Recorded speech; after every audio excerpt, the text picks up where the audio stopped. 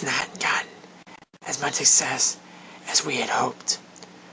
We must redesign the entire system. We must counter the criticisms that we have suffered for our system. We must make the PSP a must-buy for all gamers. We must dominate what the Big N has dominated for so many years. We must take the hills from the kings. We must do this and accomplish this through our new and redesigned PSP.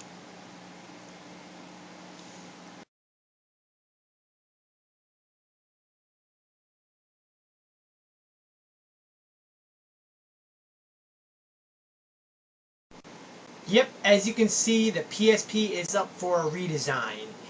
Unveiled at E3 2007. The PSP is going through a remake, a redesign, to counter the DS Lite, as you can see.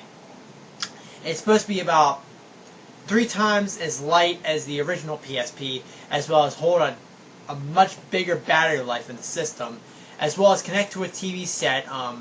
So that's been, because that's was a lot of criticism of the UMD and the movie download. They can't connect to a TV.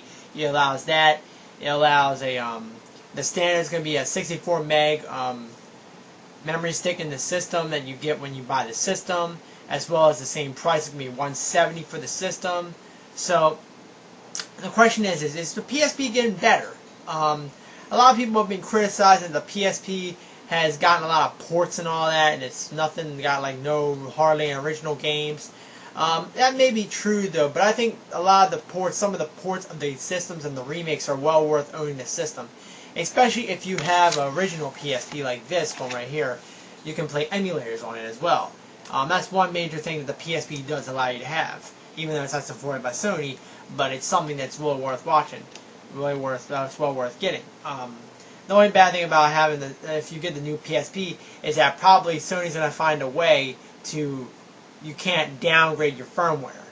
That's enabled because when you buy a new PSP, usually you have a newer firmware that is supported versus if you have an emulator. Like an emulator can only run on a 1.5 firmware. So you need something to like downgrade it. But I think Sony's going to possibly find a way to downgrade the PSP, that you can't downgrade the PSP somehow.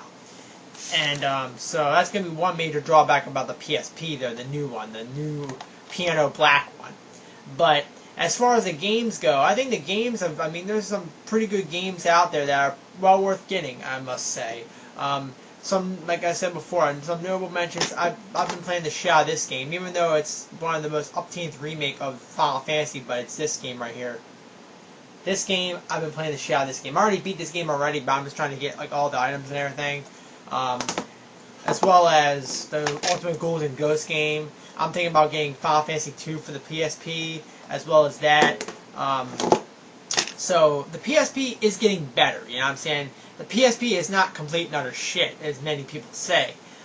It's a bit expensive, yes it is. If you get the basic PSP, it's only about $40 more. On the DS is $129, and the PSP is $169. So it's only about $40 more. So I think that the PSP is well worth getting for certain games.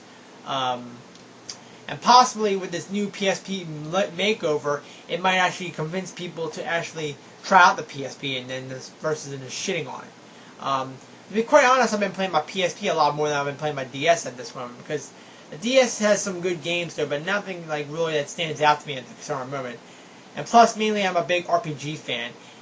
The PSP's been coming out with some pretty good remakes as of late. They've been making out some remakes such as the Final Fantasy 1 and 2, Final Fantasy Tactics, which is coming out, as well as Valkyrie Profile that's out, as well as this is a pretty big rumor, but I'm pretty sure it's confirmed. Sega is re-releasing the cult classic Landstalker for the PSP. So anyone that's ever played that game, then you're probably going to like that remake. It's an isometric RPG type game. You're in an isometric view. So that's been confirmed, as well as some of the other RPGs on the system, like Legend of Heroes, and some of the other rare, obscure Bandai RPGs here and there. So I think for some of the RPGs on the system, I think it's worth getting a PSP. And if you can find a way to use the emulators and play PS1 games, then all the better. So, this is just kind of a random video of mine. I just think that the PSP has gotten better. It's gotten better since 2005, because 2005 PSP had nothing. PSP just had like Ape Escape and a few other games here and there, but I think it's gotten better in the last year or so. And with Castlevania Dracula X coming out, that's going to be sure to make PSP worthwhile. And I bet you that's going to make PSP sell, personally.